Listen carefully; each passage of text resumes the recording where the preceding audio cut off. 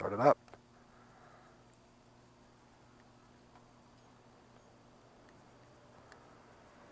Huh. Oh, it won't start because the kickstand's down. Dumb shit. There we go.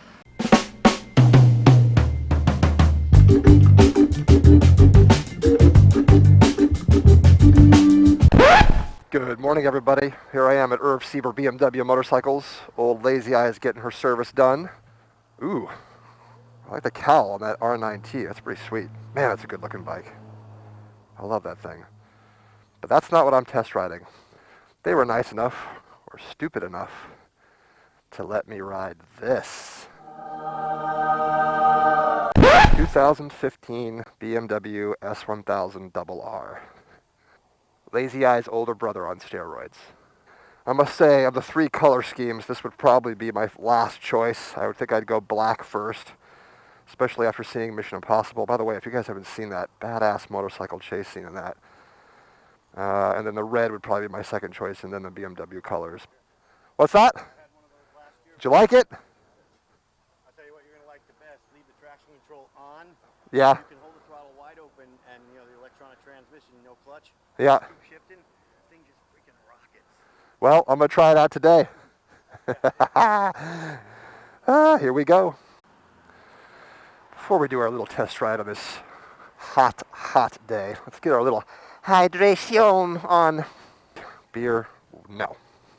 I feel like this is a thing like every motor vlogger does, and I haven't done this yet. Gone into a gas station store and looked at drinks. You see this on so many videos, and now I'm doing it. And I can't find what I want. What's that? Ooh, premium coconut water. Okay, I'm going to give the same disclaimer that I did last time. This review is purely amateur. I am not a professional motorcycle rider, nor am I a professional motorcycle critic. This video is purely for entertainment purposes and just the opinion of myself, one idiot. Okay, let's go. So, getting on the bike. Let's see, it's tall. First thing I noticed, it's taller than the single R, my bike.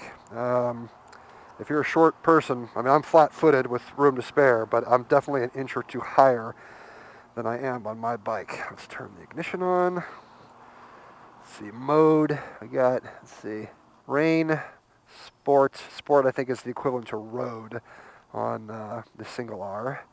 And then race, which I think is dynamic. And then slick is dynamic pro, but I'm going to leave it on race because it's not my bike. Sounds better. Exhaust sounds better than the old one. Sounds better than my bike too, quite frankly. So let's go. One thing I noticed right out of the gate, riding over here to the gas station, the turning radius is so much better on this bike than my bike. That's one of my biggest gripes about the single R. The turning radius is crap. It's so bad. Here we go. First off, this is the only Super Sport leader bike that I've ever ridden, so I don't have a huge point of comparison other than the S1000 single R. From what I've read, though, is that of all the Super Sport bikes, this one has the most relaxed geometry. I did sit on the new R1, and it was super aggressive. This is definitely more upright than that. So fairly comfortable. You gonna cut me off? You are gonna cut me off. Thank you. Old man. Let's see. Pegs are definitely higher than my bike. A good inch or so. I'm pretty scrunched up now. Again, I'm tall. I'm 6'3". So it doesn't bother me. I am not a flexible person by any stretch of the imagination, but I'm going to slip right through here. Bending my knees and rolling my hips up on a bike doesn't bother me. But if it does, and you're a little bit older or you're a little bit taller, something to consider, which you should know going into a super sport bike no matter what you do. Flickability is amazing. God, I think this thing is only like, I don't know, 10 pounds or something, 8 or 9 pounds lighter than the single R, but it feels like more than that. Whoa! I know the older S1000Rs, they had, like every super sport bike, they had the power way up high in the rev range, you know, because it's meant for a track. So one of the big selling points of the single R was for road riding and for everyday riders like me, it was retuned or detuned for more low down grunt. So my bike redlines at 11, I think, and this redlines at 14. But apparently that has been corrected on the new year of this 2015, and the torque, the low and mid-range torque, oh yeah, is the same as the single R. And then of course once you get up into the high rev range, this thing will pull away. One thing I have to try, of course, is the down blipper. Let's see. Oh, that's so cool. That was buttery smooth. I noticed you got to put a little muscle into it though. You can't just tap it. You got to put a little muscle behind it. But it does, and it rev matches. How cool is that? Okay, I can say right off the bat, before I even get into the canyon, I would get in way more trouble on this than my bike. It's so much easier to go faster on this bike than my bike. The thing about a naked bike though, even though for probably 0 to 100 miles per hour or whatever, my bike is probably just as fast as this. Because it's a naked bike and because you're sitting a little bit more upright, you're getting hit in the chest with the wind. You're more aware of how fast you're going on. But on this thing, just like that, 100. They have the rev limiter set real low. This thing's still in its braking period. The gearing, of course, is much taller. I'm doing less shifting. Listen to this pop on the down blip. Let me open the visor. Hear that? That's into neutral. Whoops. First. So cool. Into second. Ready? Second. Turn, lean, roll on.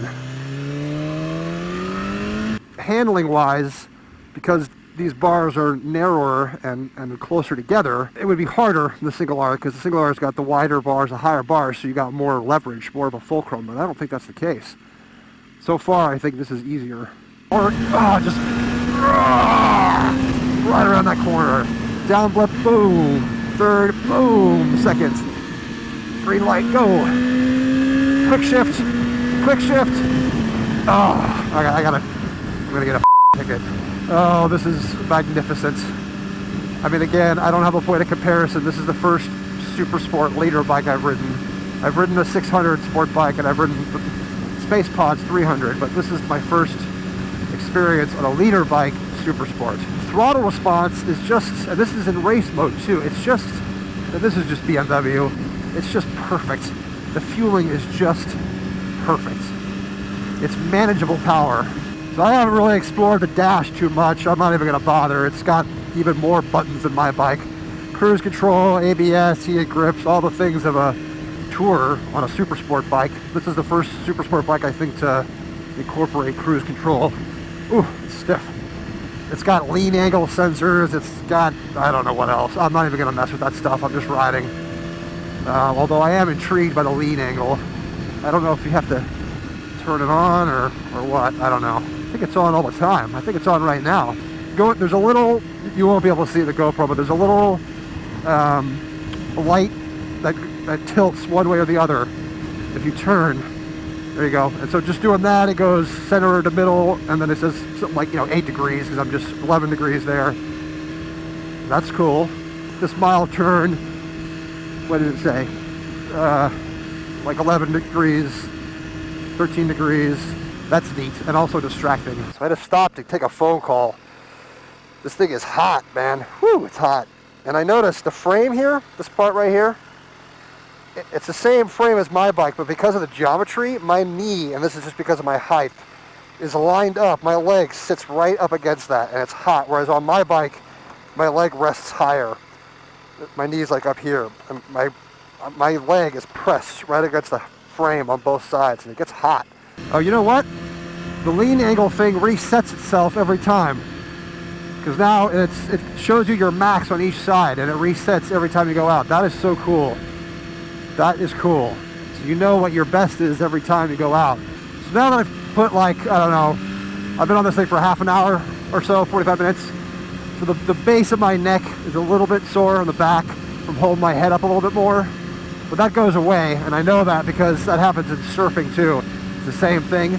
And if you do it every day, whatever that muscle is gets trained, and then you don't feel it anymore.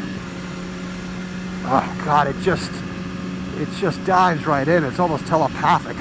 Oh, stupid GoPro batteries died in the middle of the double R.